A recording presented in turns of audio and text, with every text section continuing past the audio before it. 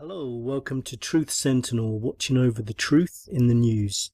Today's date is the 17th of August 2014 and my name's Scott. Welcome to the show. Thanks for listening. Today's news.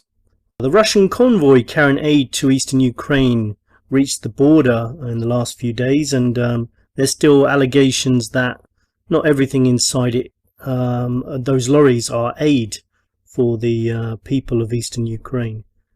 Remains to be seen what happens next. Islamic militants could target people on the streets of Britain unless action is taken, David Cameron has warned. Sounds to me just again trying to scare people so they can introduce maybe some new laws and legislations to take away people's rights. Just keep the fear factor up. Basically, he said that a humanitarian response to IS, or is it ISIL, or is it ISIS? I've seen so many different names, including ISI, I think, as well. Seems to me they're trying to confuse people and trying to make it distance it from the rebel group that was connected to Al-Qaeda that was attacking Assad's forces in Syria, which the Western powers were actually funding. So there's a clear connection, which I think they're just trying to take away the connection by just changing the name like every couple of days by the looks of it. Anyway, Cameron says a firm security response was needed. So it looks like he's gearing up for a war. I mean, there's so many potential wars that are about to happen that who knows where the major one's going to be.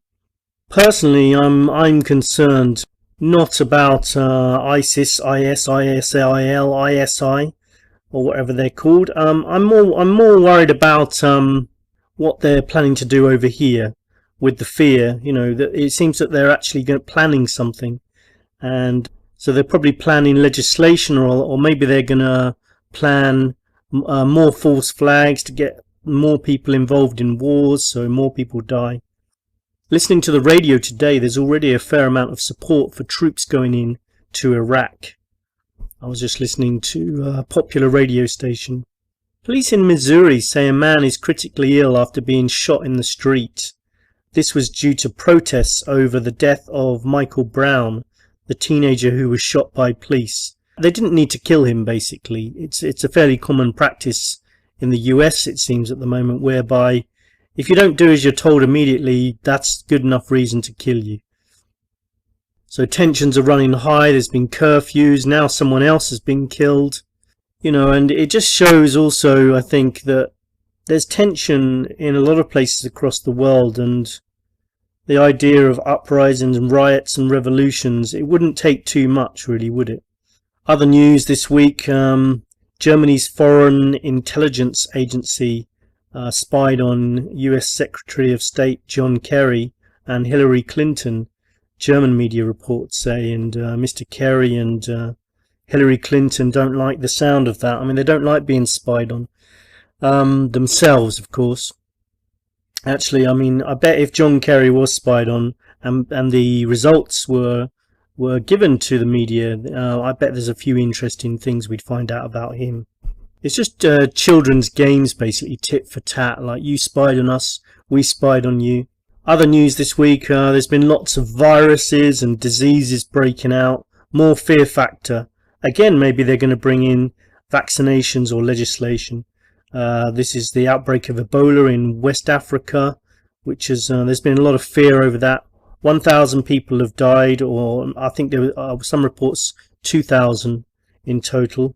But you know, millions of people, or sorry, hundreds of thousands of people die from malaria, but there's not the same media fear spread about that, or there's far more people that do die in accidents on the road, but this is just being blown up out of proportion. I mean, at some point they may well create a virus that wipes hundreds of thousands of people out, but it won't be because of natural causes, I don't think. The UK paedophile scandal amongst celebrities and political leaders continues, with Cliff Richard being arrested. He's the UK's supposedly squeaky clean Elvis-style pop icon who sold millions of records. He's been investigated on one charge at the moment, connected to a Billy Graham event. But it's likely if there's no cover-up, he'll be linked to the Elms guest house scandal.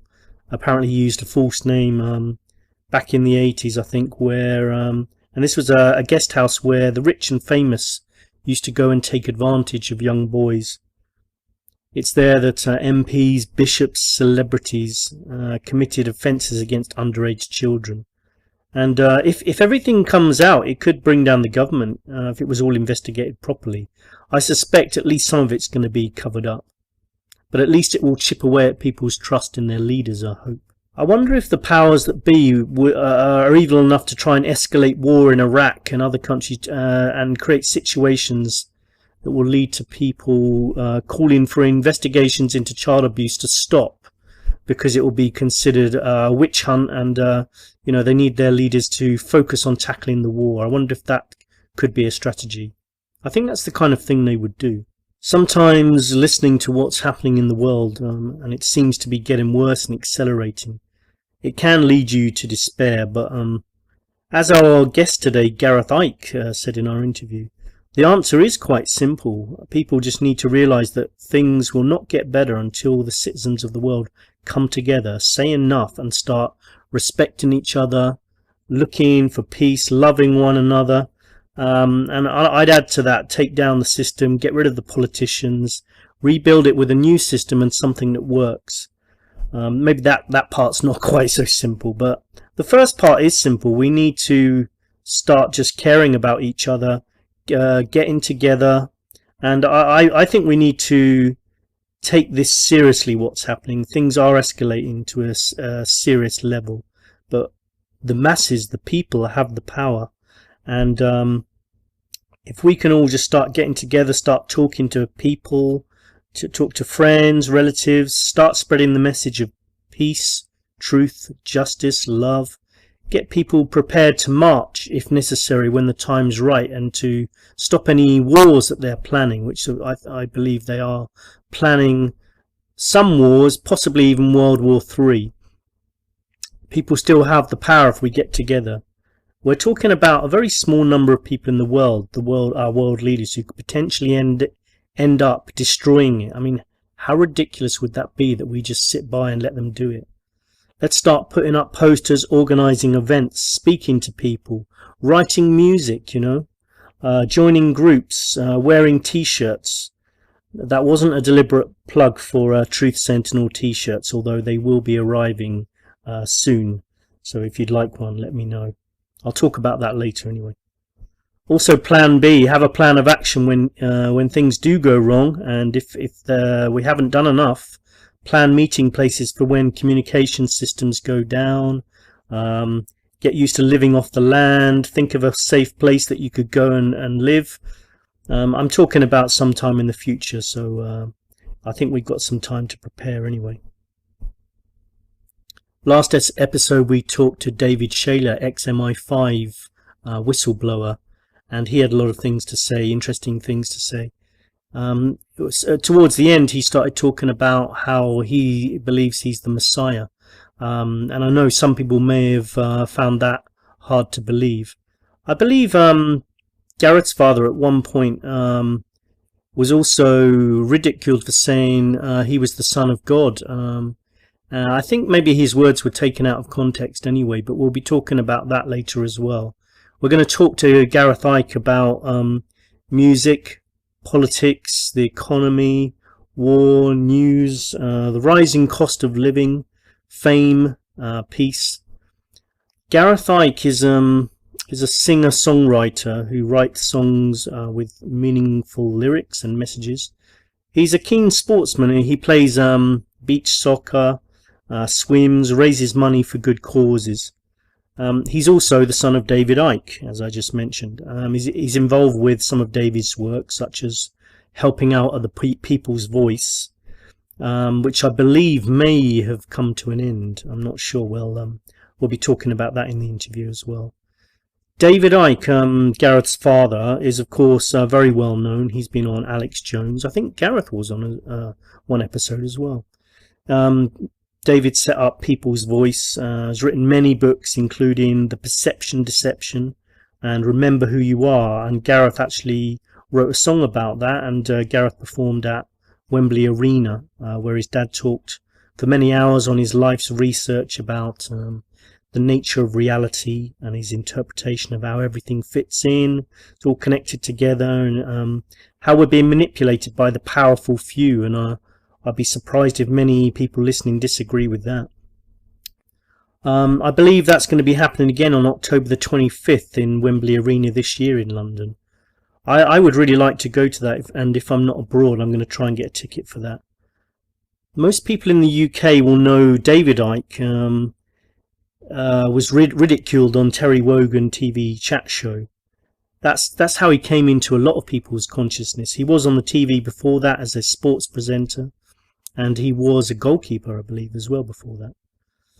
I'm just going to go and play a clip from that Terry Wogan TV interview, just so our American listeners know what we're talking about when Gareth and I are talking about that later. At the end of today's episode, I'm also going to play 2 songs by Gareth Icke. Anyway, let's get on. Here's the clip of David Icke on Wogan. It is imbalance, but it has been increasingly in control. As I repeat, survey the world, ladies and gentlemen. Is the force of love in control of this world, guiding this planet at this time? Of course not. The negativity, the thoughts that I'm talking about that are very destructive, are pouring out of this planet let me every interrupt day. you. Was it a great shock for you to discover this at 38? Well, I think the word is gobsmacked. But again, you know, the best way of removing negativity is to laugh and be joyous. So I'm delighted that there's so much laughter in the audience tonight. But no, but just let me say this. They're laughing at you. They're not laughing with you. It's fine.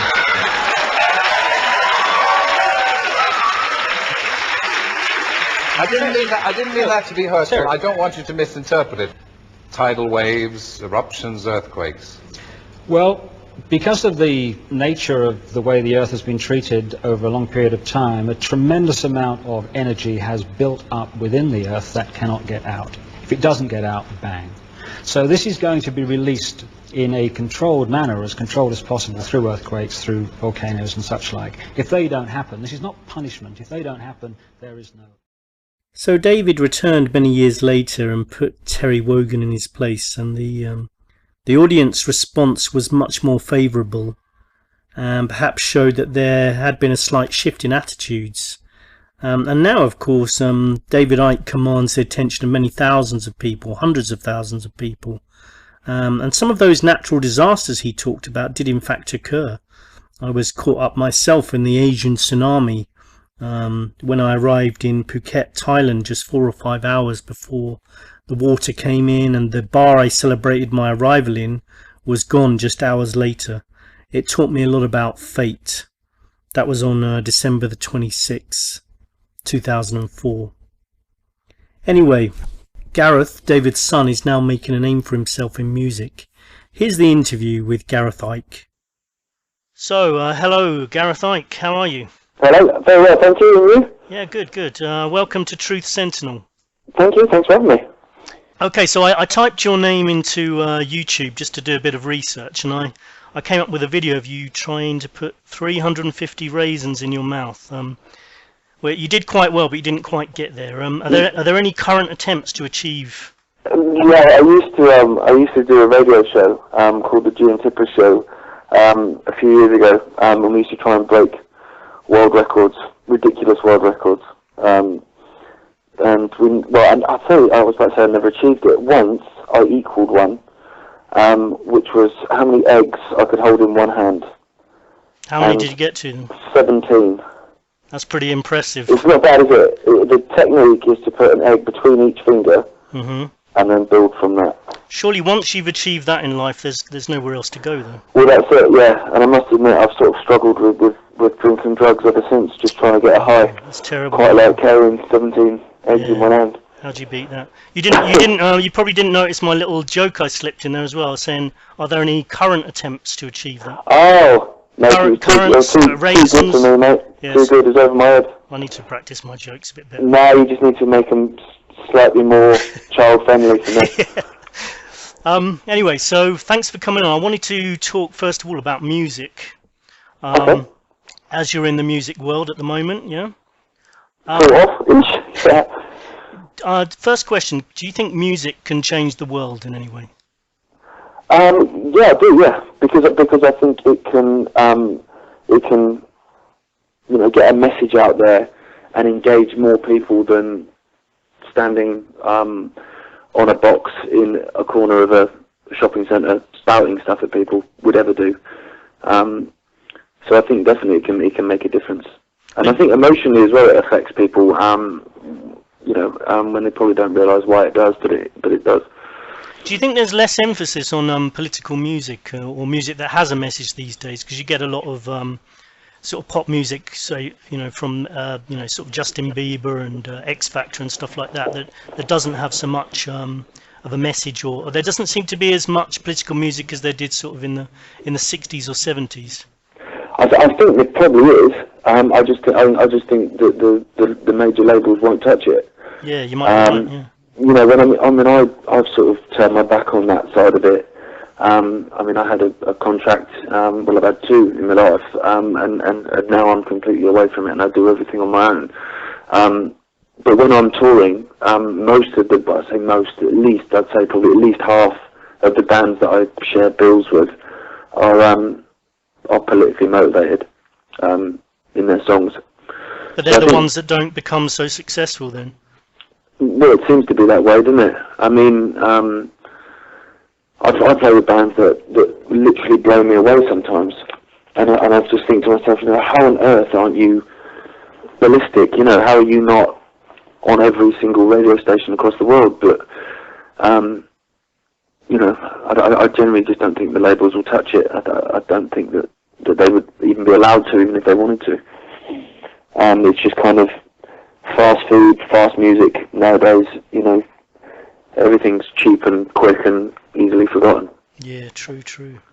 Yeah, I was looking on Twitter the other day, and Justin Bieber's got one of the highest amount of followers. I think it is the highest actually in the world. I guess there's different markets, isn't there? There's the young sort of teenage girl market where you can become highly successful by appealing to that sort of demographic. But if you're going for the sort of alternative groups and you want a political message, maybe they think that's not going to sell as much. But I think it would. I think it would. Yeah, I think probably the biggest market probably is the teenage girl market, probably because you've got parents that will pay for records, whereas someone in their early 20s who hasn't got a pot to wee in probably wouldn't spend money on records and stuff. So that's sad that he's got the highest amount of followers, because he doesn't say anything of any interest. So that's sort of alarming, really. I don't know if you've been using. I guess you have been using Twitter a fair amount, but it does seem sad that you can tweet something that's got a lot of meaning and stuff, and you won't get many retweets or anything like that, or not many people will look at it. But when they tweeted that photo from the Oscar ceremony, I think it was, with just a few famous faces in it, and it nearly brought down Twitter, didn't it? Well, that's it. But there is an obsession with celebrity now, isn't there? There is, yeah. And there has been for a few years. I've never understood, because I haven't sort of bought into it. It hasn't affected me, so I don't really get it. But it is an obsession. But basically you can bring down Twitter because so many people want to share a picture of some other human being stood together. And I think you might be right. I think if any of those celebrities are extremely influential, if any of them were to start giving a political message of any kind, I reckon that someone would make sure that their popularity would go down. Well, definitely. I mean, I think Rihanna tweeted "Free Palestine" about 3 weeks ago, and immediately took it down within about 2 minutes. And I think, that's probably how quick it took for her to get a phone call from her record label or whatever saying, get rid of it. Yeah. So I don't think these people would be allowed, because they genuinely do sell their souls, and for 15 minutes of fame, and then they're owned. Especially people that come through the reality sort of TV stuff, like the X Factor and like The Voice and all that sort of stuff. They're completely owned, every single bit of them is owned. I mean, I've been approached once by the X Factor and twice by The Voice, and I've said no every time.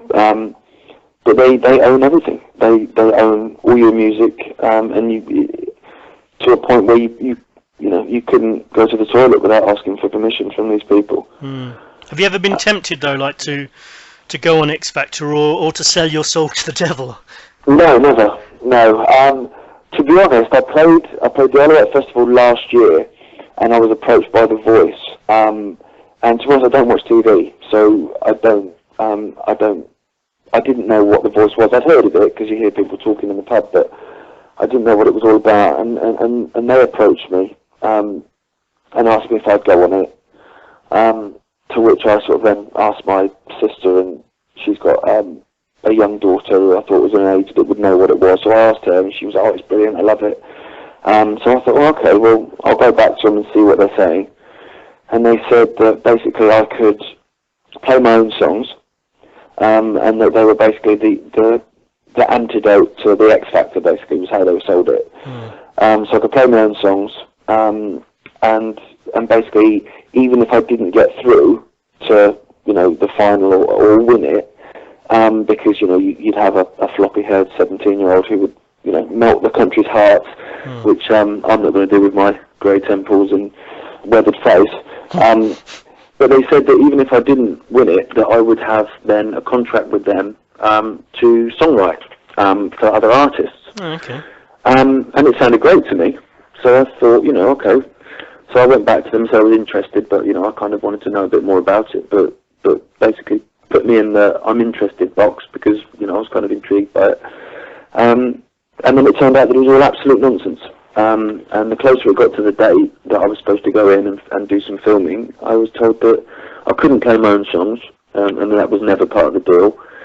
There was no guarantee of any songwriting contract, and that I'd have to compete against other acts, including a bit where you sing in a boxing ring, and you sing at the other artists trying to outdo each other as if it's like a vocal boxing match. That's right, yeah. To which I obviously put the phone down. I'm out, I'm out. So, yeah, I've never wanted to do it. That's as close as I've got, and that was based on something that wasn't true, Yeah, that's the show where they starts off quite rude. They've all got their backs to you, and then if they like your music, they'll swing their chair around. Isn't it? Yeah, and I quite like the idea of that. I thought because actually, I could be, 30 stone and covered in acne, and you're going to judge me on my voice, which is excellent. But then obviously it turned out that wasn't the situation anyway, because like I said, I have to sing other people's songs, and to be honest, the idea of the boxing bit was what sealed the deal for me, because I couldn't think of anything more cringy. Yeah, it is a little bit cringy. Than doing that, yeah. And also, it's, people's voices, I think, are a matter of taste, Some people, I would rather listen to Shane MacGowan than I would listen to Barbra Streisand, but some people will go, well, she's obviously got a great voice and he sings out of tune. Yeah. So it's a matter of opinion anyway, so I don't really see the point. I mean, I don't understand how you can... And if you think about some of the great bands of the past, like the Beatles and other bands in the 60s, they didn't have to go, there wasn't so much emphasis on the voice anyway, No, they were just great songs. Yeah, exactly, yeah. Yeah, and I think that's missing now. I mean, I'll go to the gym, and nowadays I just put my headphones on as soon as I arrive and go into another world, but on various occasions when I've forgotten my headphones or whatever, and you listen to the music in the gym, it's all the chart music, and you can't hear a song in half of it. Some noise will start, and then about 3 minutes later, some noise will finish, and I think I haven't heard a chorus, I haven't heard anything, I don't understand that. Yeah, well, there's another conspiracy, because they always seem to play the Kardashians on the TVs in the gym as well, I've noticed. Yeah, I don't. There's another one I don't get. They've sort of passed me by as well. Yeah, you don't watch TV much, no, do you? Well, no, it's one of those things where I don't understand why they're famous, and it's almost like Jordan is another one really, where you say, yeah, but why are they famous? And they go, well, yeah, they're famous. You go, yeah, I understand that, but why are they famous? Yeah. Well, they're just famous, aren't they? And no one can give you an answer because no one knows. It is pretty perplexing. The Kardashians, yeah.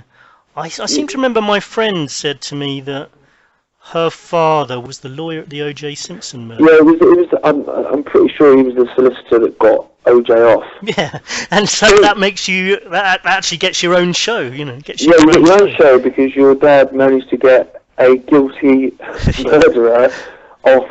Okay, you know, if that gets you a TV show, then fair enough. It's a bit weird, isn't it? Yeah.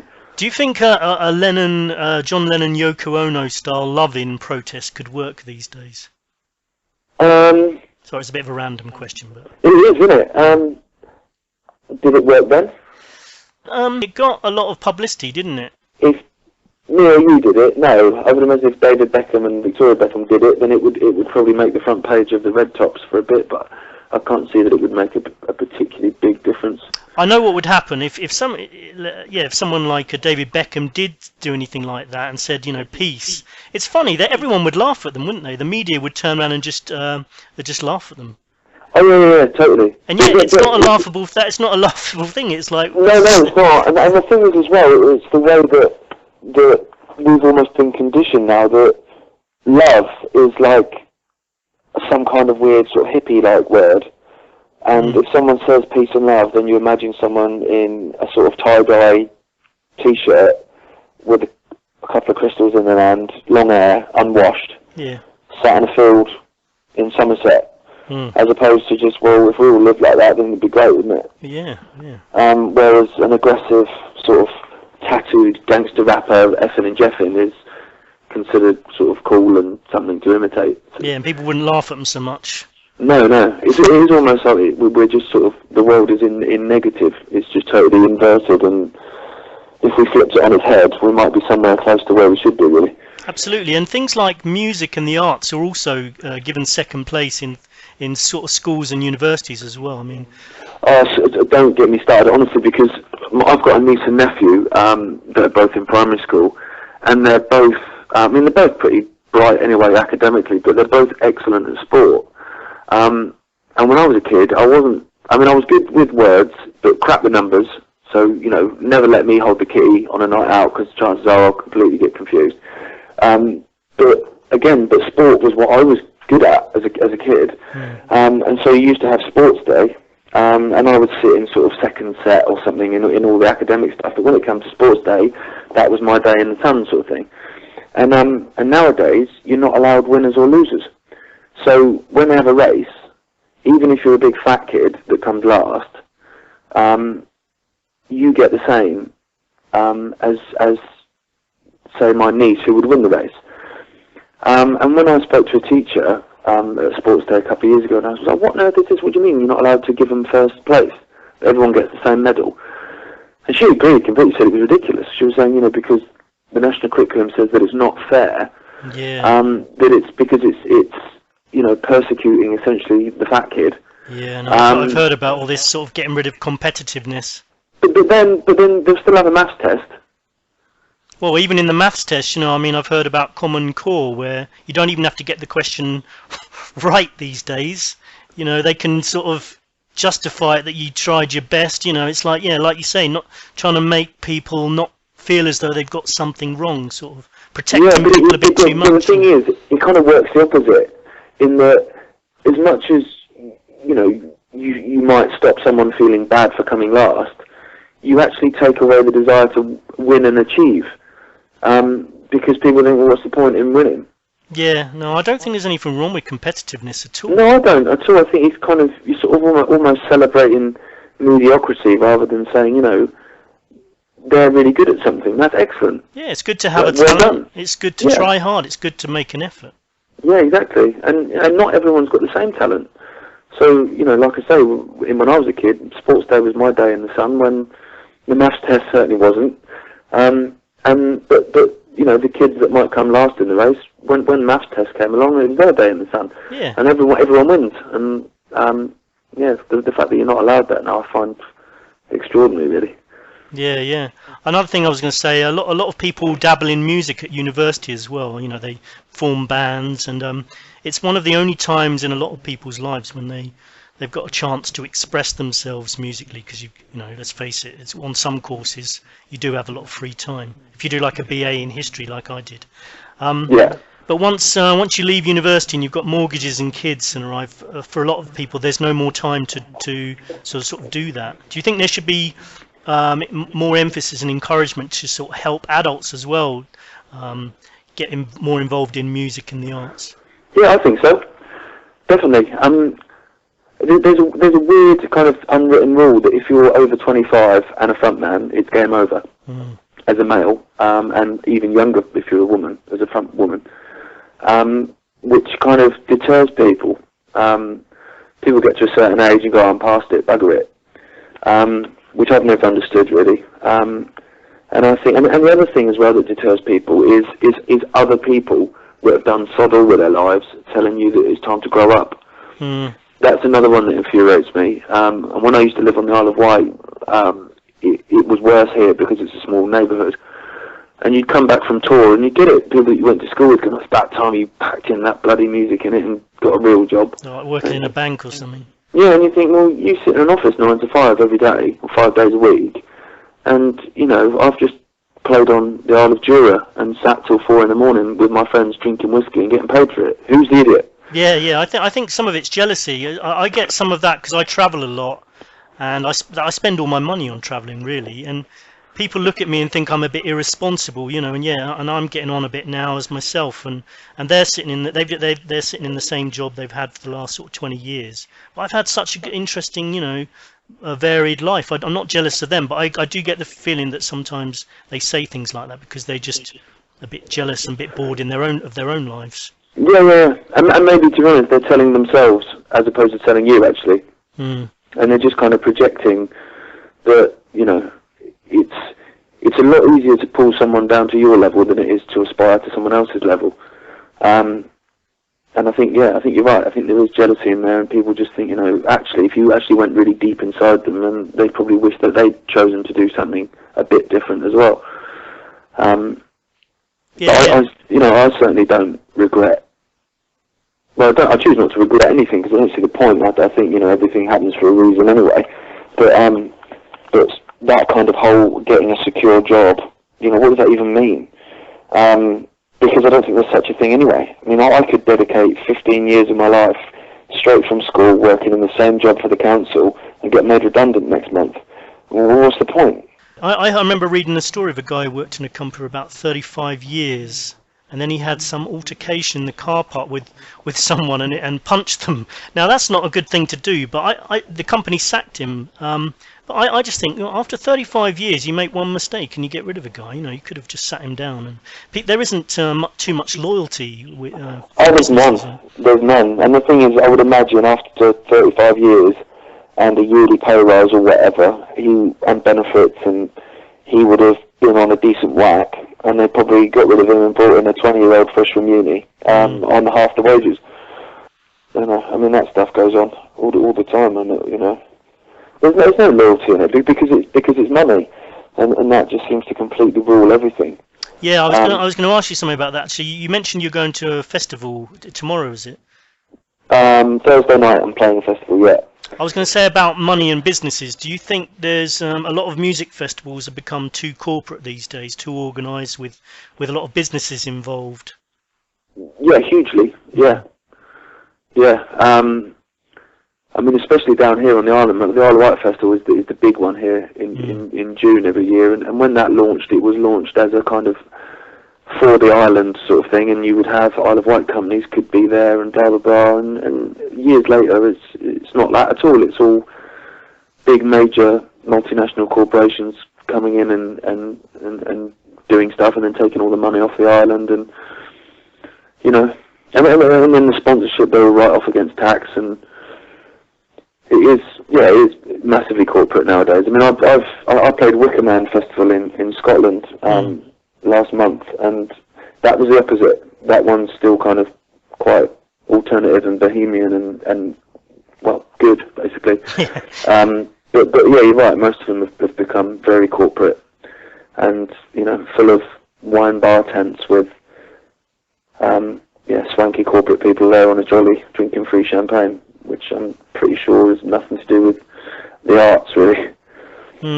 So what are you going to be doing at your festival tomorrow, then? I'm just going to be playing an acoustic set. just nice and chilled out, just me with an acoustic and a stomp box making some noise for half an hour. Nice.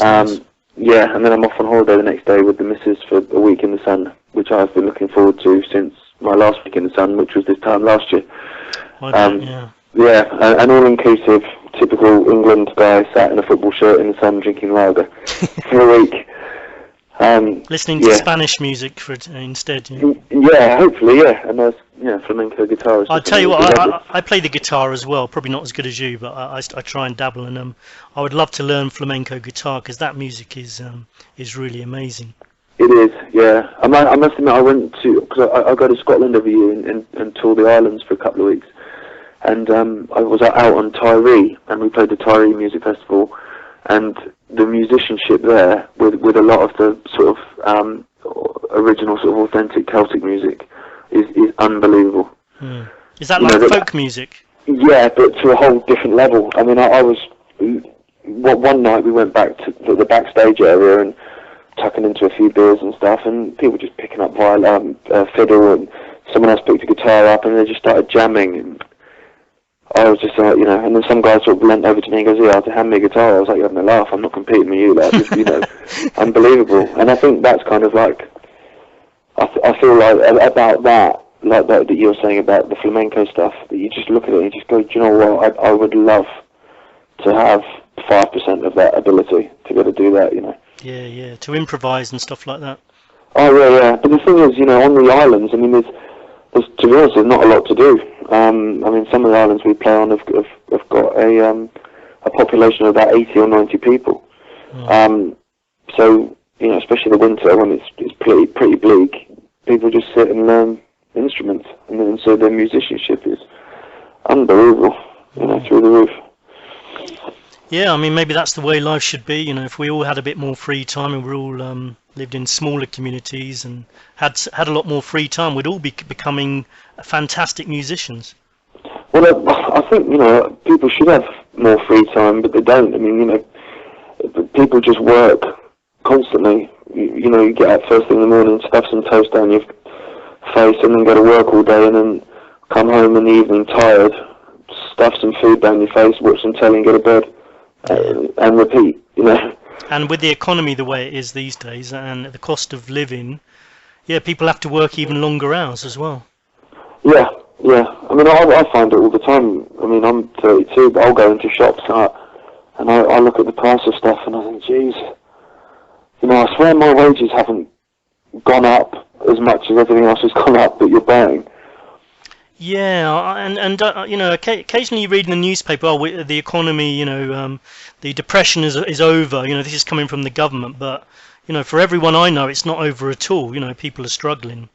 Everyone's struggling. Everyone's struggling. Apart from maybe the people at the top who can put everything on expenses. Oh yeah, well the 1% are laughing, aren't they? This was the thing I found with the banking crisis and the crash, where all this money, was lost, and then they had to get bailed out, and it came out of the taxes and blah blah blah, and so we all paid for it. And I didn't think that enough people were saying, well, hang on, but the money wasn't put in a skip and burn, so it's gone somewhere. So who's got it then? Yeah. Because someone's got it. I think people don't question don't question enough about most things these days in the media or with the economy or that our government does. I was talking the other day about Julian Assange being holed up in the Ecuadorian embassy, and I saw a photo, and there's about 30 police surrounding the place, and it's cost over 6 million just to keep him in there. I mean, you think of 6 million, what you could do with that instead of just trying to keep someone like that in there because they're worried about what he's going to say. Yeah. But the thing is, I find that there's so much with television and with social media and with everything that people are so bombarded with information, most of it crap, that in the end I think your brain can, and I'm sure it's intentional, because your brain can only compute so much, and it's almost like being stood in a pub, and you can imagine being stood in a pub with 5 people, and if they're all shouting information at you, in the end you're literally just going to go, I can't deal with it. Yeah. I think you're right, yeah, I mean... And that's why people switch off. Yeah, the thing that annoys me is that things like the BBC website, where they'll have one article one day saying, "Oh, carrots are good for you. Apparently, they help you live longer," and then the next day they'll have an article, "Carrots cause cancer. You know, you're probably going to die if you eat them." You know, and you're just left there holding your head. You know, all these constant articles saying the opposite thing. Oh yeah, completely. Yeah, I think if you looked at anything and you Googled it, you would be able to find, if you searched hard enough, an article telling you that it's the best thing in the world, an article telling you that you shouldn't touch it with a barge pole. Yeah, I've done that occasionally. It's a good drinking game, sort of guessing whether it's true or not. Yeah. Yeah, but that's it. It is almost just like such a torrent of information, and like I said, most of it rubbish. The human brain almost just switches off and goes into a mode of I can't deal with this. Which is exactly how they want you, really, because if everyone's in a mode of I can't deal with it, then no one's dealing with anything. Exactly. I was going to ask you, what made you decide to choose a bit of a musical career and not sport, or follow in your father's footsteps and be a speaker for alternative media? Well, I did football, and that was what my dream was. I wanted to play for Derby County in England, and that was all that mattered. And then lots of injuries and surgeries and stuff that I'd had as a kid kind of put a bit of an end to that. And then I went in and I played beach soccer, and I played that for England for 5 years, and then someone decided to break my leg in half. It's not very nice, is it? No, it wasn't very nice. No, so I'm all full of metal now, so I can't do sport. I can't run or anything like that. So. And you get delayed at the airports, do you, going through the... It does bleep, yeah. But so I'm kind of stuck with music, really. And how's it going? I mean, what are you aiming to achieve with your music? I just want to play. I've got to that age now where, you know, like I said earlier, I've been signed to labels before, and what I found the two times I was with labels, once when I was with a band and once when I was solo, is that they're not that keen so much on you gigging. It's almost like not very many gigs, but big gigs. And I'd do 3 a day if I could. So now I'm on my own. That's all I want to do. And so, you know, I was saying earlier, like I do Scotland, and I go and do all the islands and the Highlands and stuff, and then I'll just tour around everywhere, and I'm off to the Czech Republic next month for some gigs and stuff. I just love gigging, and so it's all I want to do, really. In terms of making money, I'm well aware that there's no money in it, because 98.5% of music is stolen anyway, so you're not going to make any money from record sales. Gig money, it depends where you are. Some places pay well, most don't. Not enough to live on, not by playing originals anyway. So I'm will be, as of January, a level 5 qualified personal trainer, which is what will pay the rent while and I can choose my own hours while I gallivant around playing songs basically for fun, and that's that. And I couldn't think of anything I'd rather be doing, to be honest. Yeah. What do you normally write about with your music, or what are you know, have you changed the lyrics to your music recently, or are you trying to have a political message, or? I've grown into one, I think. Not consciously, you know. I've not sat down and gone, you know what, I'm going to write a song about Palestine. I've sort of just kind of, with age, experience, and seeing stuff generally in life, that I think I probably write a lot more mature stuff now than I did when I was younger. So yeah, I think I am a bit more political now. But like I say, it's not a conscious decision. It's just a kind of evolution, really. What track are you most proud of that you've done, either in the past or in the present? To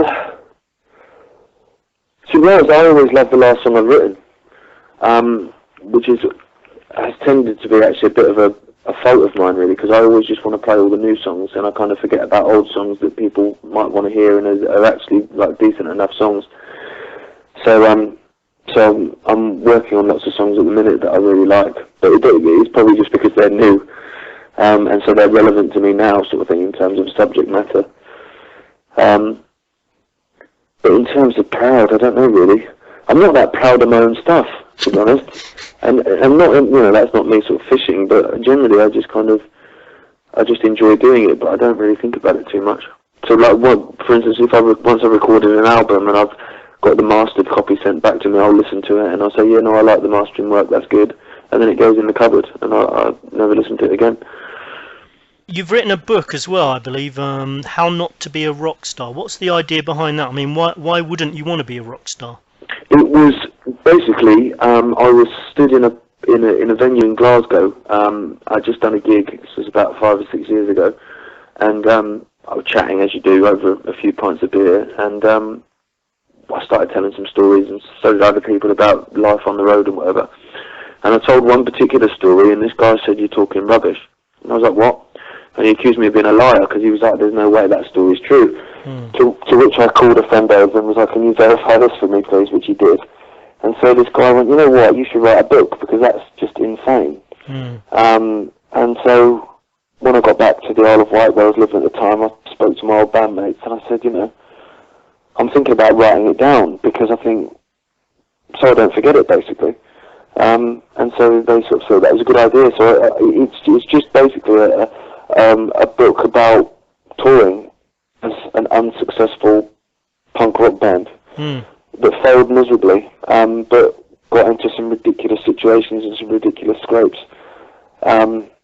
One of which killing the man in Wales, which not every band can say they did. Are you able to elaborate on what happened? Basically, I played a gig in South Wales, in Aberdare, in the Valleys, or just south of the valley, and I was on stage, and as I came off in the interval, this guy collared me in the toilet, and he asked me if I could mention the name of this kid in the village that was going to, or needed to go to America for a cancer treatment that he couldn't get in the UK, and they were raising money for this kid. And could I mention it? And he'd go around with a bucket, to which I obviously said, yeah, of course, not a problem. About 5 minutes later, another guy came up to me and went, "You know that fellow? He said, he's talking nonsense." I was like, "What do you mean?" He said, "He's a liar. He's making it up." And I was like, "What?" What a strange, bizarre thing to make up. So as I walked back towards the stage, I went up to the original guy and I said, "What's that kid's name? I don't want to get his name wrong." And he just looked at me like I was a complete idiot.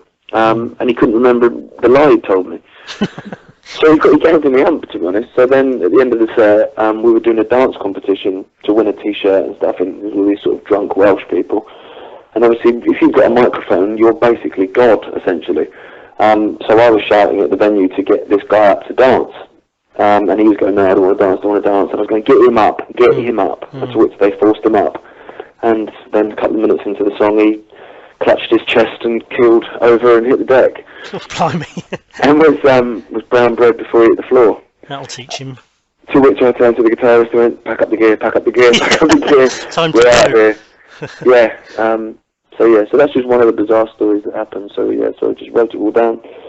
And How can people get hold of that book if they want to? They can just go to my website, which is just GarethIcke.com, and it's only £6, I think.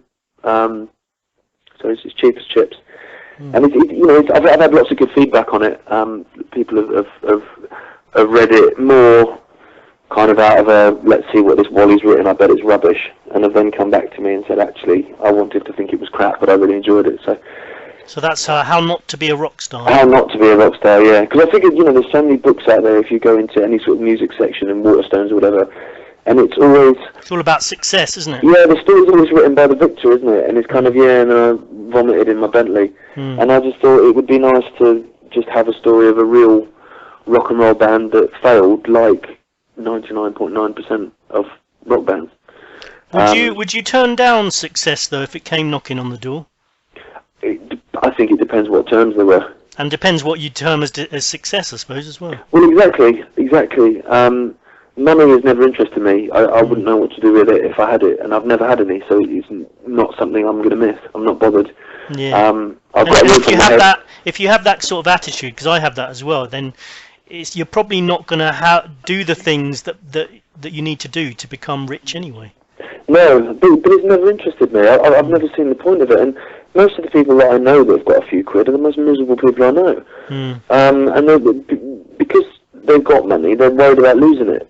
And so they almost live their lives in this state of insecurity that I have never felt, because you can't lose what you haven't had. And people don't particularly like you if you're rich either. I mean, if you think of the richest people in the world, people don't generally say nice things about them. No, maybe partly through jealousy, which I've never understood, because I've never been jealous of what someone else has got. But secondly, probably because to get a lot of money, unfortunately, you normally have to be a bit of an arsehole. Yeah, that's true. And step on people, or at least sell out morals or whatever. So that's probably another reason people don't like rich people, because, you know, they're probably not particularly nice people. Obviously not all of them. I'm sure there's some lovely rich people, but a lot of them aren't, you know. Yeah, you have to do compromise your ethics as well. Maybe I was going to ask you what when it comes to sort of females in the music industry these days, it seems as though taking your clothes off is a fast track to success for women, because sex sells. I mean, what do you think about that? And is there any pressures for men as well? Like, I mean, I'm not sure, but potentially. To be honest, I don't think the casting couch ever went away. You know, I think that kind of sort of, it's almost like folklore, isn't it, about, you know, in the 60s and 70s, how, you know, there was a casting couch if you wanted to be famous. I don't think that's ever gone away. You know, I think almost certainly ugly chief execs of record labels and you know, film companies with big cigars in their gobs have probably slept with numerous women out of their league, purely who are out of desperation for fame.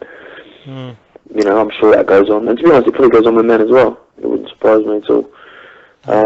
It's not something I've ever been faced with. I've never, been on a casting couch. And you don't want to go there either. No, I wouldn't. But, I mean, I got offered $100,000 as a marketing deal for my first album, if I would change my name, which I refused to do, obviously. What's wrong with your name?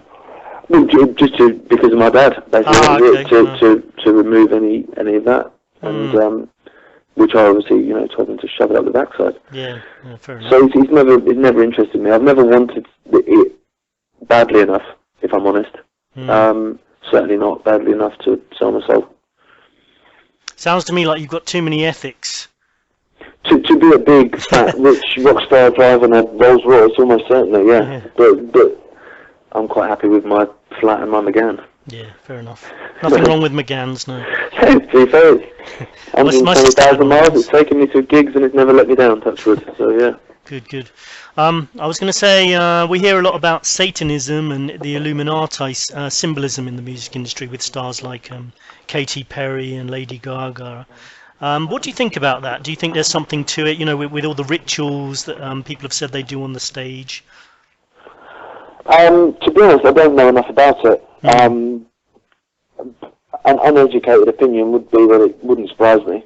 Yeah. In the slightest, if that sort of stuff went on. In fact, like I say, uneducated, I would say, yeah, it probably does. There's so much darkness around, and it seems to be wherever there's, you know, vast amounts of money and stuff, that you tend to attract these dark people. So, yeah, almost certainly. Yeah. But like I say, I don't know enough about it, and not that I've ever been anywhere near that level musically, but I've never seen it. You know, certainly not at the grassroots level. Yeah. Your father's a very spiritual person. Would you say you are as well, and do you incorporate into your music at all? I think I am a bit more the older I'm getting. I tend to you know, especially when I'm going up to sort of Scotland and places, and I find myself going to stone circles and being sort of in awe of stuff that I probably wouldn't have paid any attention to before. So yeah, I think I probably am a bit more than I was, but I think that probably just comes with age for a lot of people. I think, you know, my dad, when he was 30, probably wasn't particularly spiritual. You know, I think you just sort of grow as you get older, and it kind of just happens naturally, I think. I was going to say, a lot of sons and daughters rebel from what their parents tell them or what they hear their parents say and do. But it seems like you embrace a lot of what your father talks about. Is that the case? I mean, do you agree with a lot of what your dad says, or everything, or some of it? Yeah, I think you kind of, if it just rings true to you, then and it feels right, then that's it.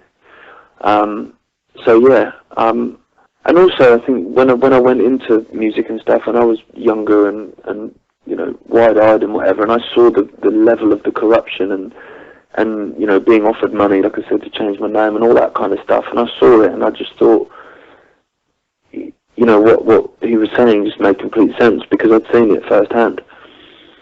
You know, just how it is run by the few, that exploit the many and all this kind of stuff, you know, and so it just sort of felt right to me, really. So yeah, so I probably did rebel when I was younger and, you know, act like a prat and get drunk at 16. Mm-hmm. In fact, I know I did. I was very good at it. Which is something I haven't quite grown out of yet. Yeah. What else was I going to say? That a lot of our listeners are from the USA, and they might not. I'm sure they probably do know your father and who you are, but they might not know some of the background. Like your father was, David was ridiculed a bit on the Terry Wogan interview, and I was going to ask you, if you don't mind, that is, did you suffer any embarrassment or ridicule as a result of that particular situation? Yeah, it was horrible. Mm. Yeah, for to be honest, even probably till now. Mm.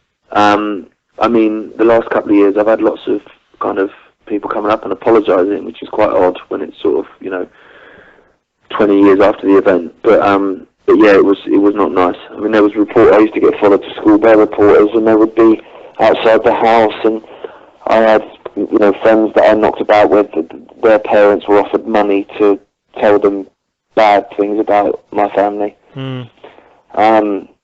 You know, so it was pretty horrific, yeah, and we got a hell of a lot of grief. I think my sister, she's 7 years older than me, so being 17 at the time, I think she got it a lot worse. You know, she got the brunt of it. Mm. But yeah, I got a hell of a lot of grief. But, you know, what doesn't kill you and all that. Yeah, yeah. And I guess now you do have, being connected to your father, you do have a community of people that obviously do support your father, so it's a bit different in that way. You've got, you know, your father David has become so much more popular with a certain type of people.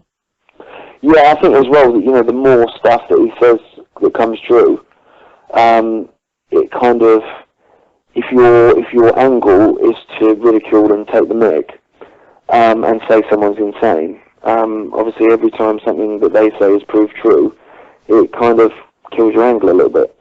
So I've, you know, after this kind of Westminster paedophile ring has sort of come out, I had 3 or 4 messages from people, Facebook messages from people I went to school with, going, "Geez, man, yeah, like, this is freaking me out," because he's right again. And I've got a friend, James, he's a good pal of mine, and another Derby County fan, and we go to games together and stuff. Mm. And he said to me, I had a gig in Bedford on Sunday, and he came down to it, and he said to me, he said, "Your dad's freaking me out, man, because I can't get my head around it, and I just thought it was nonsense." And then there's 3 or 4 now separate things that I laughed at that have come true, and it's worrying me that the rest of it's true as well. And if it is, I'm not sure how I can compute that mentally.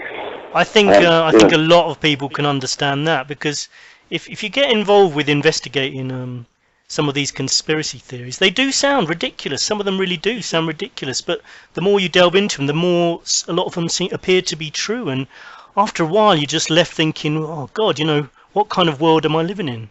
Yeah, exactly. It's a cliche, but it's true. You know, the truth is stranger than fiction a lot of the time. It really is.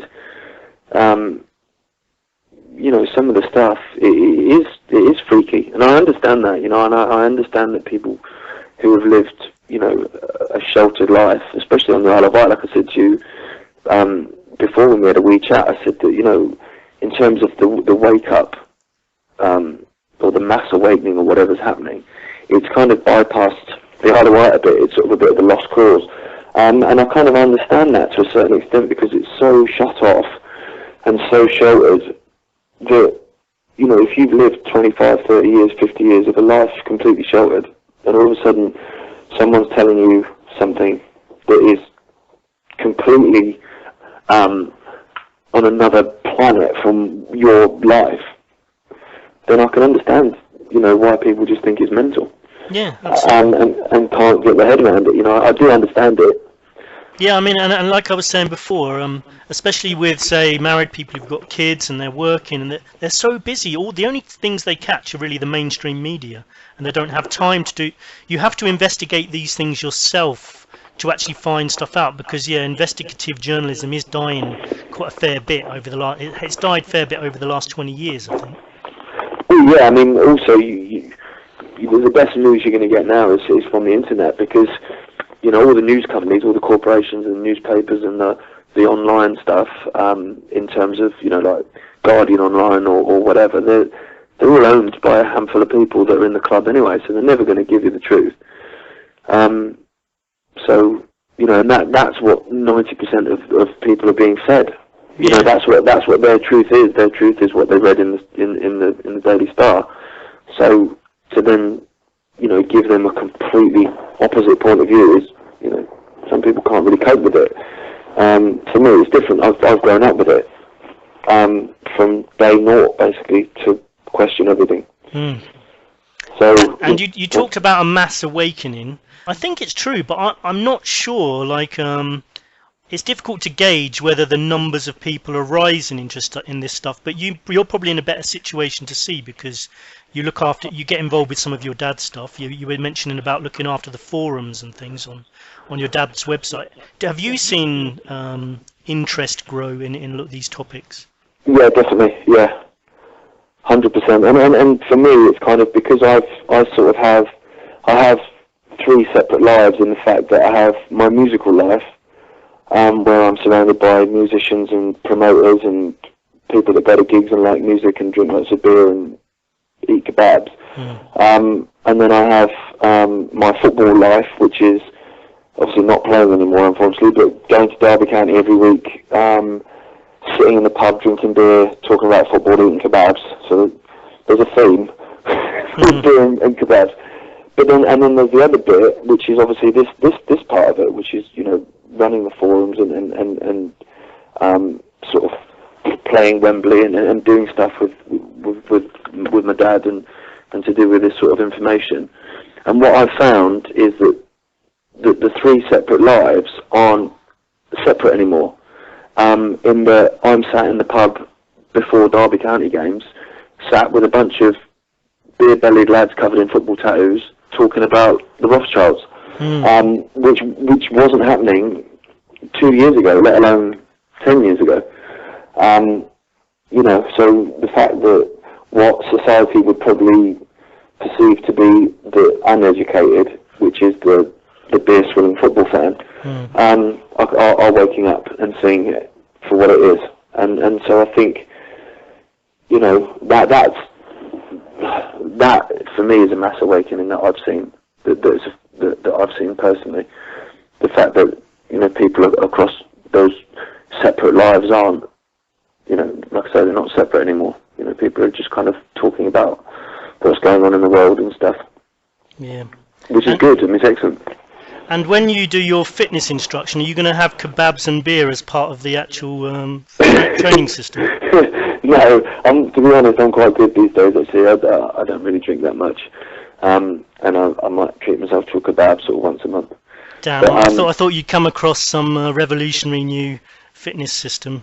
No, what I have found, though, is it's carbs that are the problem, and the fat content, not so much. So you can kind of eat as much fat as you want, really. Just don't load up on carbs. But another reason for personal training is once I'm qualified, then I'm going to go and do my final course, which will be injury rehabilitation. One, because I wanted to do it personally, because I've had so many injuries, including having my leg hanging off. And the other was because I want to be able to help in terms of, in a war zone and stuff. And I think I look at sort of what's going on in Gaza now, and I think, when the bombs stop falling and whatever, there's so many thousands of injuries and people that need to, learn to walk again or whatever, that it's something that I would love to be able to do, to go in and actually do some good. And that's another reason to do the personal training, but, to another level. So it's not just kind of rich housewives that want to lose the middle-aged spread. Because I'm sure the money doing that would be good, but I don't think it would fulfill me emotionally. Yeah, I mean the Palestine and Gaza thing has been dominating the news. Are there any other particular things that catch your interest in the news, or causes that, as well as this, the one you've just mentioned, that causes that capture your interest in particular? Not that's in the news, to be honest, no. Because you don't tend to be in the news. I mean, one that's ridiculous is the fracking. I mean, that's insane. I mean, it literally is insane. If you look at it and understand what it is, and you told a 3-year-old that that's what the government was going to be doing, you know, a 3-year-old would tell you that it was insane. And the Isle of Wight, so where I grew up, it's just signed away its life to fracking, and so anywhere here can be completely open to it. So, you know, you're going to poison the water table, which I'm sure is totally planned, because, you know, then you hold a water supply and you make people dependent. Yeah, nobody seems to be really taking seriously looking for alternative energy. You know, we all know that solar energy and windmill technology and wave technology could all work. And I reckon a ring of those windmills around the Isle of Wight would actually look quite nice. Really, I mean, you could have, you know, well, Tesla had it sorted, didn't he? To be honest, I think, you know, harnessing energy out of the atmosphere. You know, I think that technology is there, but you know, there's no money in it. Exactly, yeah. And that's unfortunately what it comes down to. And I think that is, I mean, with that and with you know, Israel and other things, that the only way to make a difference, I think, is boycotting, because money is the only thing that matters to these people. Is money and power, and you know, the two come as a single package. So I think, you know, boycotting is the way forward. Indeed. I've seen some of your tweets on Twitter, and you seem like you've got some views on a lot of subjects. How come you stay out of the limelight a bit more than your father does? Because I'm not famous. To be honest, you know, I mean, if you think in the 80s, he was a household name. As a TV presenter, and obviously as a footballer before that. So obviously when he came out and said stuff, people listened because he was famous. If I was a, you know, Manchester United footballer saying what I'm saying, then I would be on the front page of every newspaper. Yeah. So, you know, I think that's what it is. You know, no one knows who I am, but I like that. If I'm honest, I couldn't think of anything worse than being famous. What about being a professional footballer? I mean, some of these guys earn obscene amounts of money. Do you think that, I was talking to my friend about this the other day, do you think that's justified or not? Not at all, no. Not at all. I think, you know, if there's that much money in the game, then the footballers should be earning most of it. Understandable, but there shouldn't be that much money in the game. You know, it used to be the working man's sport, and it's not anymore, because the working man can't afford to go to a game.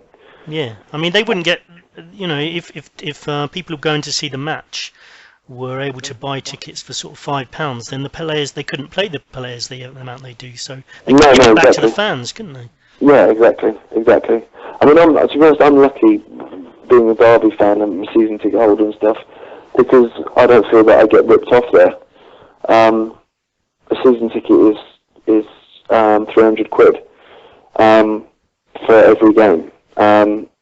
You know, which isn't too bad compared to some. I mean, I'm not sure what Man United is, probably £2,500 or something. Yeah. But so I feel quite lucky. But when I go to the away games, obviously you have to pay the price that club is charging.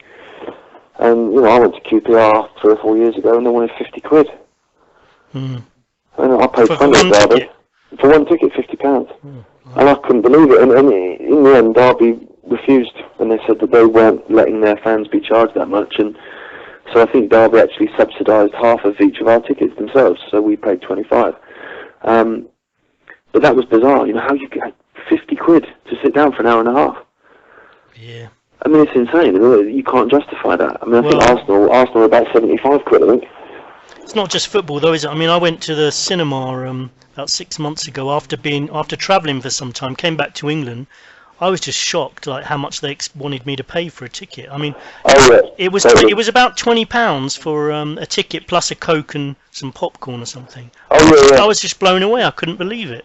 I know. To be honest, I don't like going to the cinema because I like watching films, so I can just get up and go to the toilet and I can have a chat and I can do what I want, as opposed to being just stuck in front of a big screen for 2 hours or whatever. But my missus loves going, so occasionally we'll go, or occasionally I'll go with her. And you're right, yeah, it's insane. And it used to be like the cheap night out, didn't it? It's like, oh, I can't, I'm trying to save some money, so should we just go to the cinema instead of sort of going out? And you think, well, actually, it's going to cost you the same as it would to go out for a meal. Now, I mean, if I take the girlfriend, like you say, bag of sweets, Coke, and we're boycotting Coke, but a drink, and 2 tickets to the cinema, it's costing you 30, 40 quid, at least. Yeah. Yeah, it's mad. It's getting crazy. You sometimes accompany your dad when he does speeches at Wembley Arena, don't you? Yeah. Well, how's that gone in the past? And you've got another one coming up, I believe, as well. Do you enjoy doing those? I did, because I did 4 songs at the last one. By the 4th song, I was enjoying it. For the first 3, I was absolutely bricking it. Reason being, obviously it's had a lot of people for one, but because it's not my gig and because it wasn't a musical event, I had it in my head that I was going to go out there and start playing a song, and 8,000 people or whatever were going to sit there going, why is this prat singing at me? I'm here to listen to David, not him. Because you've got people with lots of different musical tastes in one audience, haven't you? Yeah, exactly. And so I was very nervous. And then when I, had played a couple of songs, and then we went backstage, and one of my friends had filmed on their mobile. And because you couldn't hear the audience from the stage, you couldn't hear them. So when we sort of finished the song, all I heard was silence, which to me underlined my previous fear when they didn't actually want me there. But it was only when someone played me on their mobile, what they recorded, and you heard the cheering and the stuff, that I thought, actually, I've done all right here. So I'm hoping this time, in October, that I won't have the doubts, so I can kind of actually enjoy it a bit more. And didn't you write some songs specifically for that? I Remember Who You Are, I think. Yeah, I wrote that track for it, yeah. To be honest, I'd already written about 2/3 of the song. And Dad phoned me and said, it was going to be called Remember Who You Are, could I put a track together for it along these lines? And I said, well, actually, as it happens, I'm kind of 2/3 through one that's exactly what you've just described, so job's a good one. So I threw in Remember Who You Are line, and that was that. So the song was already written, fortunately, but that was written for that, I suppose. And a lot of people do appreciate music that's got a message, and to be in an audience like that a lot of them believe in a certain have a certain common interest, and to hear music that has got some message as well, they must have sort of liked that as well. Well, I got a lot of messages, and I still do get them. People saying that the music means a lot to them, which is unbelievable for me. I'm just like, well, I'm just a guy that sort of sat in a bedroom with an acoustic, banged it out for a bit, and then, had a game of FIFA. So for someone to say that it emotionally sort of did this and did that is awesome for me, because it shows you're doing something right, which is, kind of all the validation I need, really. It's always good.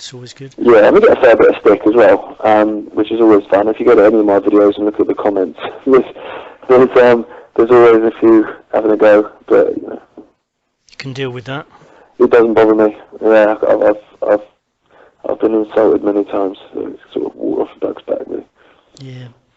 I got contacted the other day by a member of a well-known band, and we were just sort of brainstorming, possibly dreaming about a future truth festival like or a festival with lots of political messages, like a bit like Woodstock from the 60s and 70s. Do you think that would be possible these days?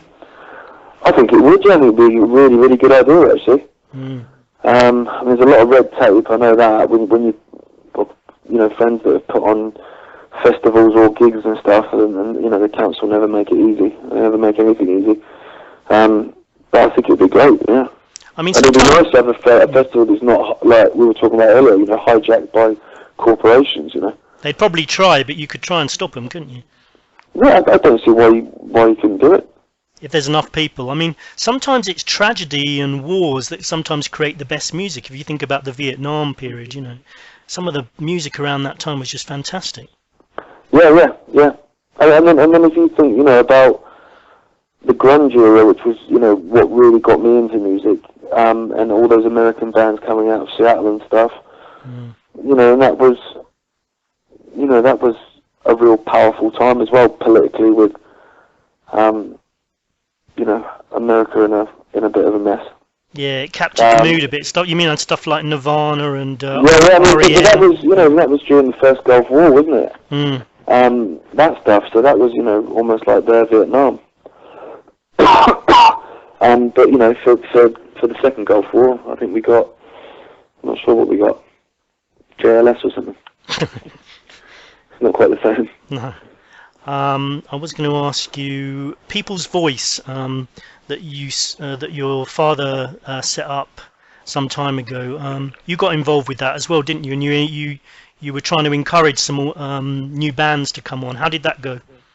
Well, until the whole thing went down the toilet, it was really frustrating because obviously I'm not a TV presenter, and so I was, you know, learning as I was going, and the producers were the same, and we were all trying to write the show and do it, and it was trial and error, to be honest. And so the first sort of handful of shows, there were bits of it that were very good and very funny, and there were bits of it that I thought, oh God, that hasn't worked, that gag.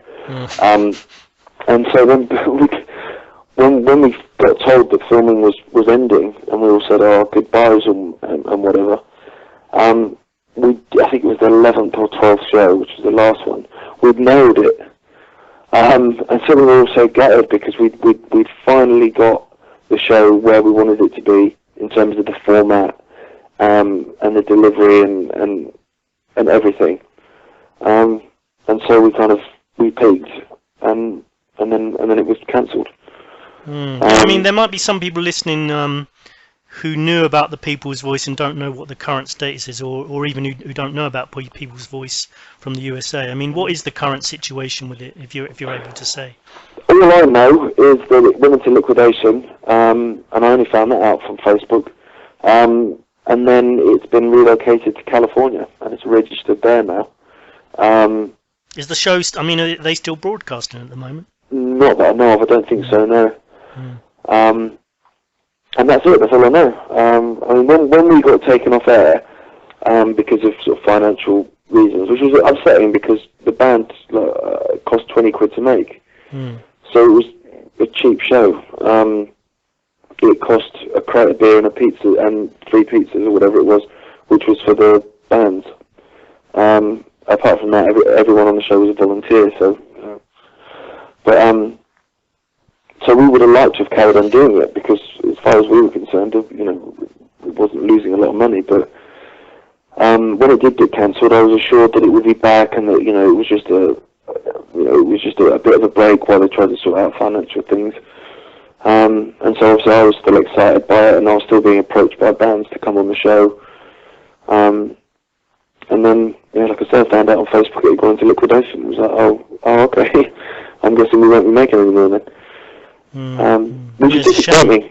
Yeah, because I mean, I've had a few conversations with some of the producers and stuff that I work with. A guy called Dan and a girl called Amy, and we became really good mates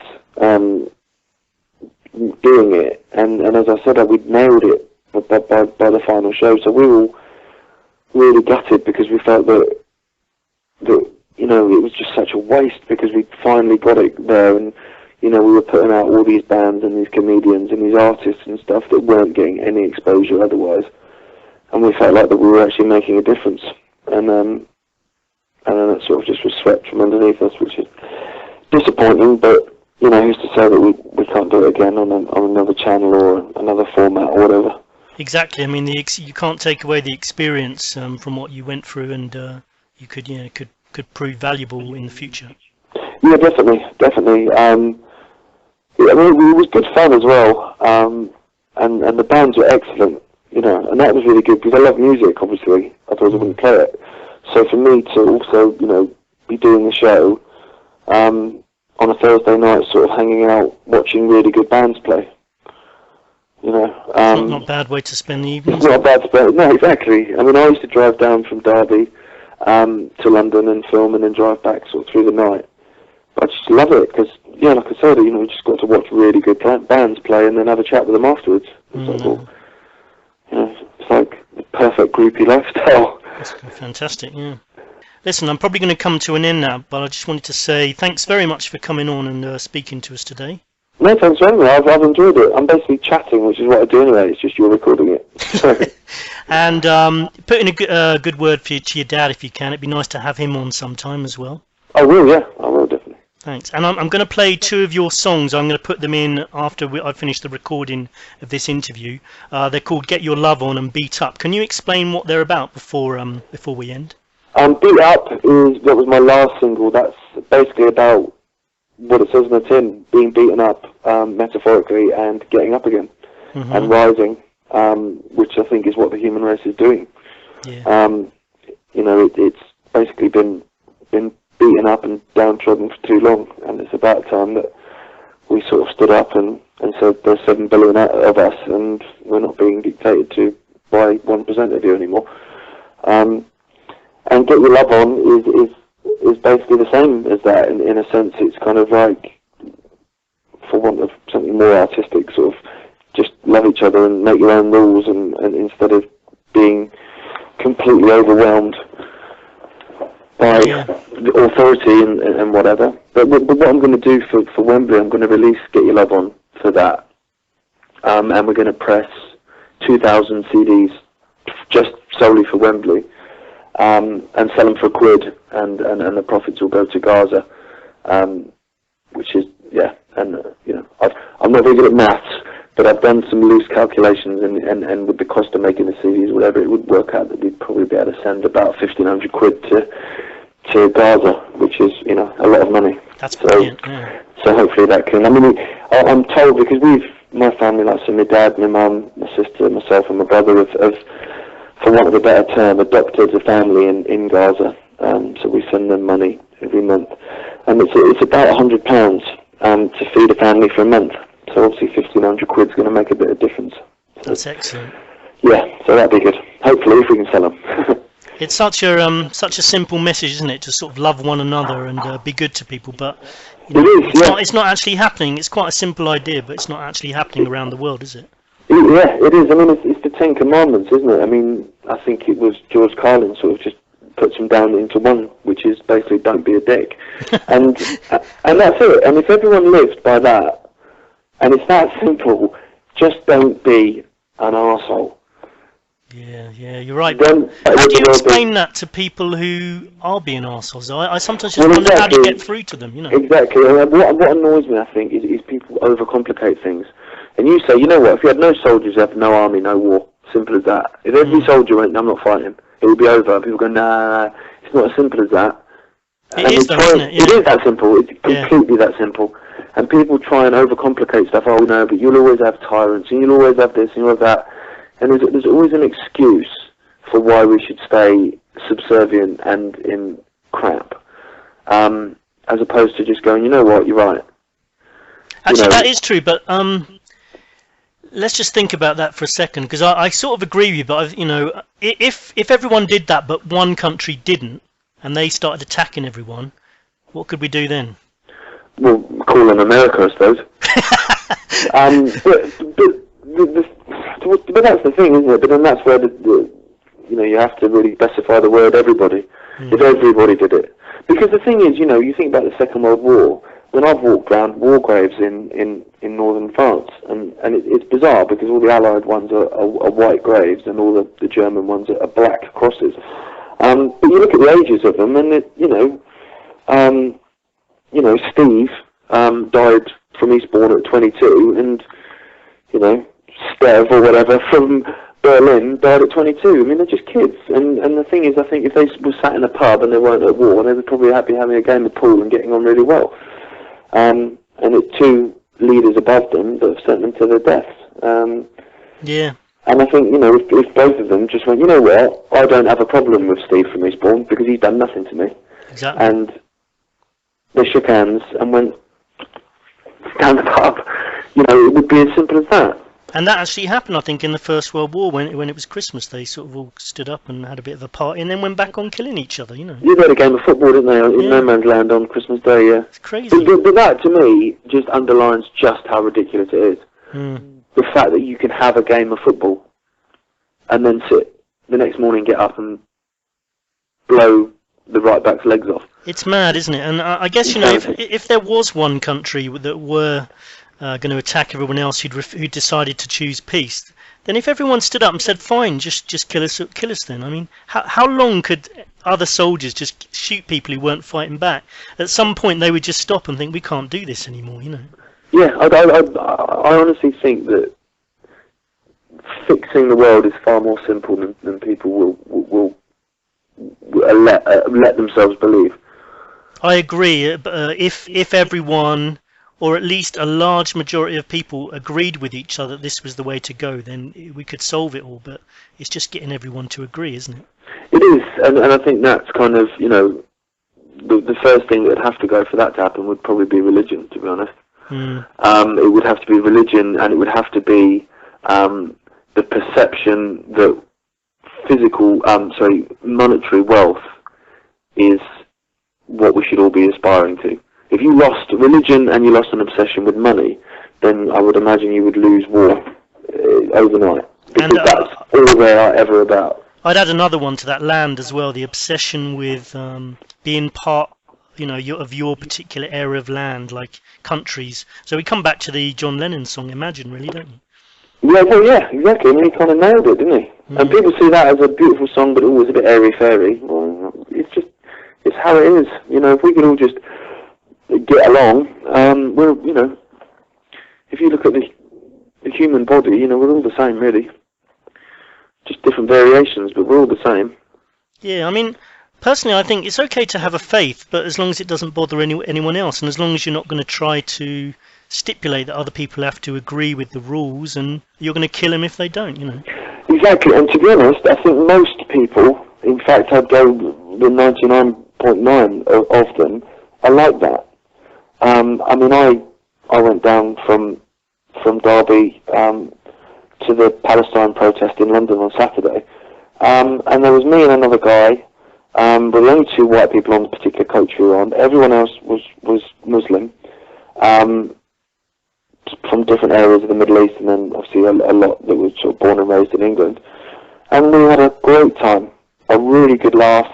I guess I would be classed as an atheist simply because I don't have a religion. I believe there's something, but I don't know what it is, and I'll find out when I get there. But we had a great time, and no one forced a faith on anyone. And we were all there simply because it's the right thing to do. Nothing to do with religion. Yeah, and I think most people are like that. These people are all Muslims, some of them probably more liberal than others, some more serious about their faith and kind of, But not once did I feel uncomfortable or be made to feel like I'd made the wrong choice by not being Muslim or any other religion. That's all. Yeah, that's the key. Yeah, I think most people are like that as well. I think it's, you get the odd fanatic, but I think most people are kind of like, well, I believe in this and you don't. Okay. Yeah, I agree with you. What you having? I think most people do. It's just highly organised religions with people at the top again. It's those people at the top that are... and but then that comes back to the other thing is money. Religion's big business. Sure is. You don't have to look at the Catholic Church. Blimey, yeah, don't get me started. It's big business, and these people at the top, I don't think, in terms of what you would imagine a Christian person to be, the people at the top are so far from being Christian, it's unreal. You could solve a lot of the world debt and poverty problem with the amount the Catholic Church actually have in reserves, assets wise. No, of course you could. Yeah, exactly. Anyway, exactly. That's probably not the nicest notes to finish on, but I'm feeling positive.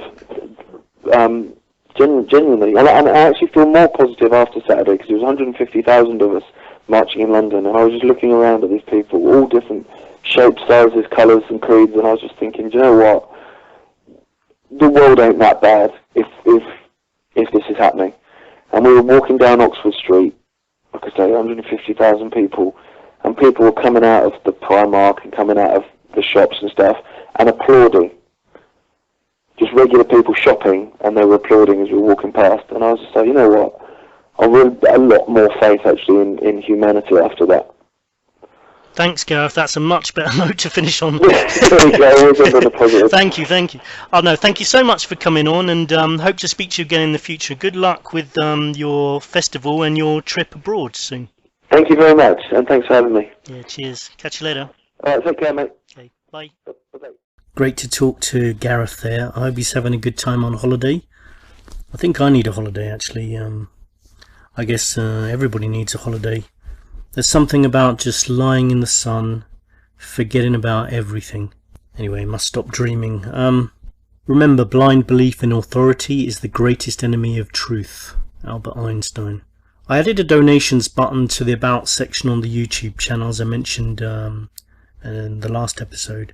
Please support us if you can. People who donate over £30, even if it's not all at once, so you could do 222 up to a total of £30. You get sent a Truth Sentinel t-shirt, which are currently on their way over from the Ukraine at the moment. So you get that Albert Einstein quote on the back with the satellite logo, Truth Sentinel logo on the front.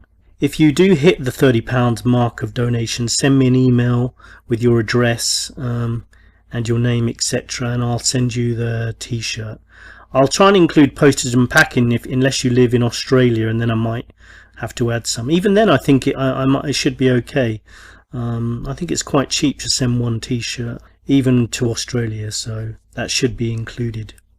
If you can't afford £30 but you'd like to donate something, that's good too.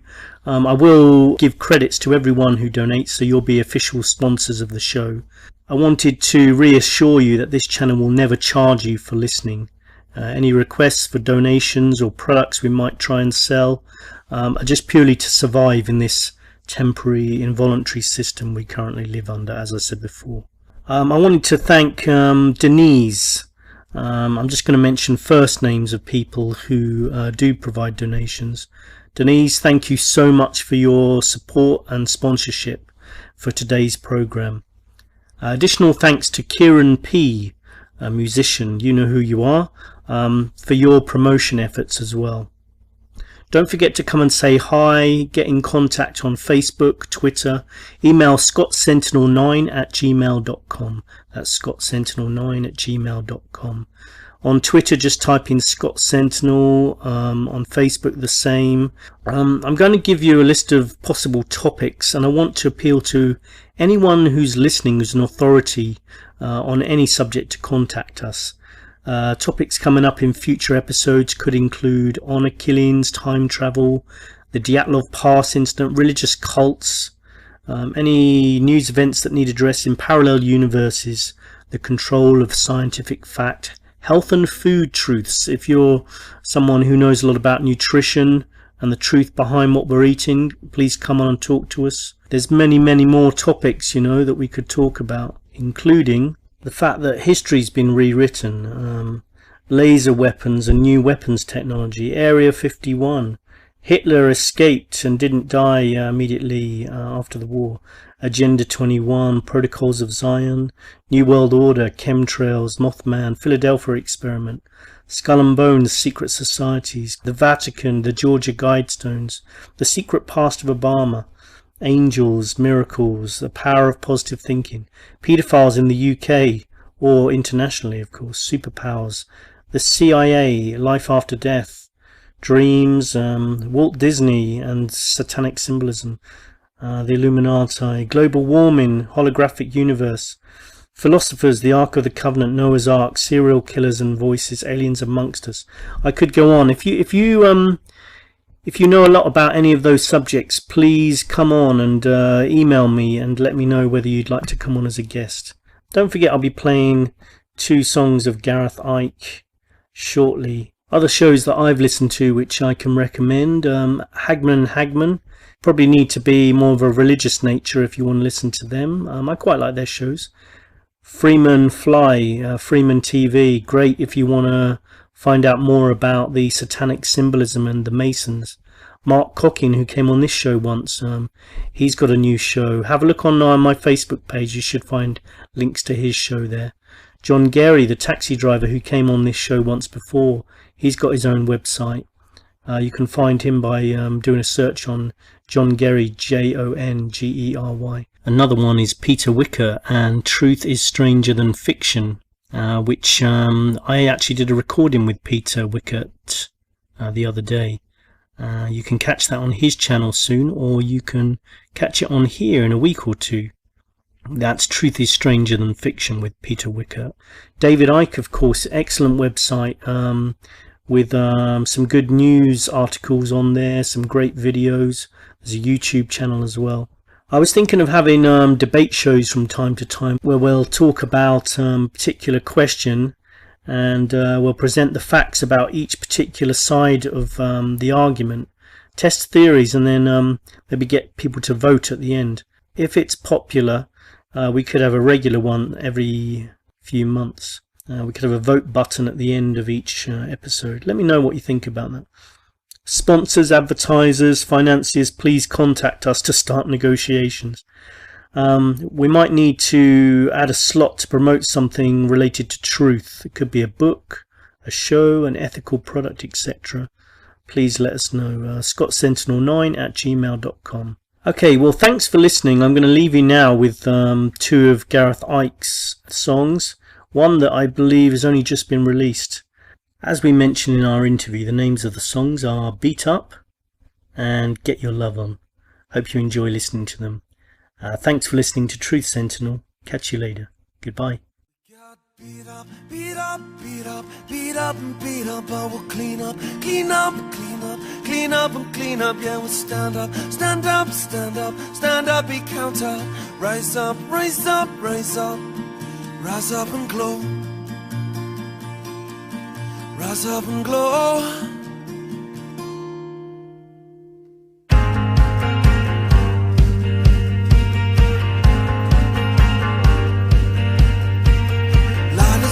Through the cracks, the darkness wants to drag you back. Who dictates all the stakes? So while this lights right down through paper rounds, I eat but I can't hold it down. My stomach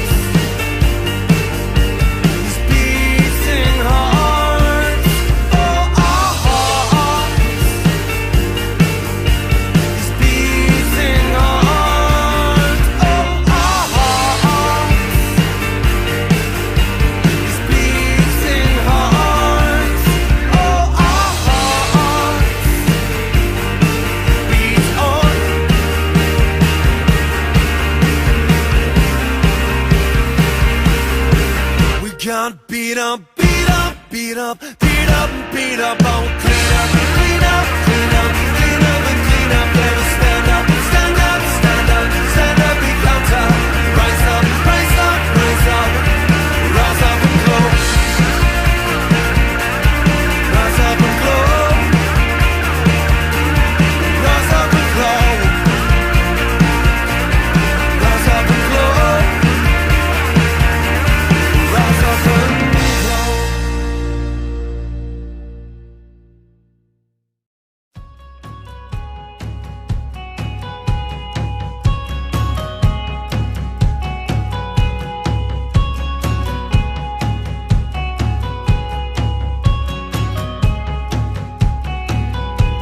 Something that you said,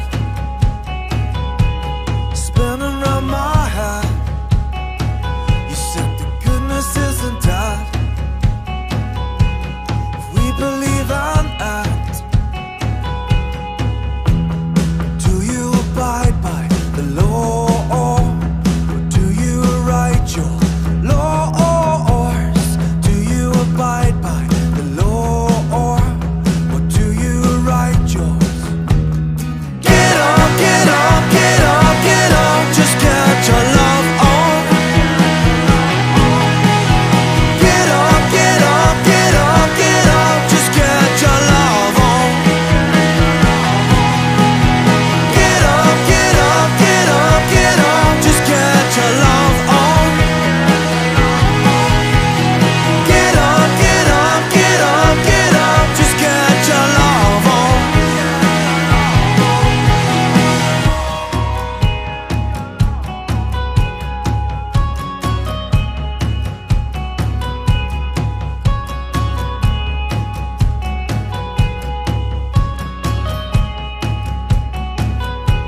If you can clear your doubts,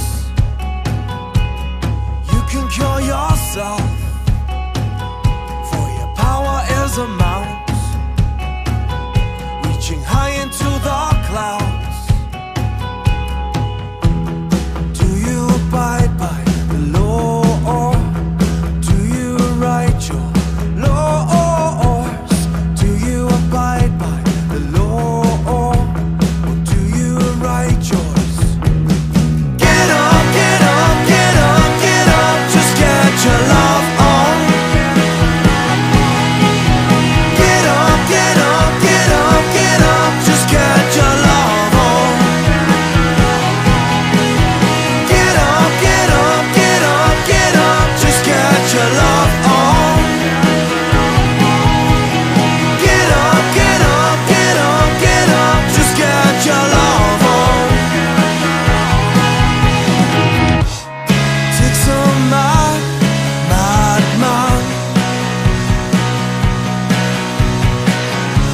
to build up walls and shatter plans.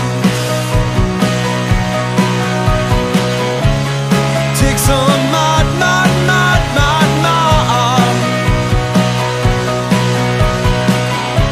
to build up walls and shatter plans.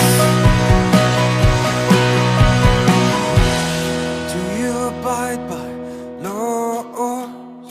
Do you write your laws? Do you abide by laws? Do you write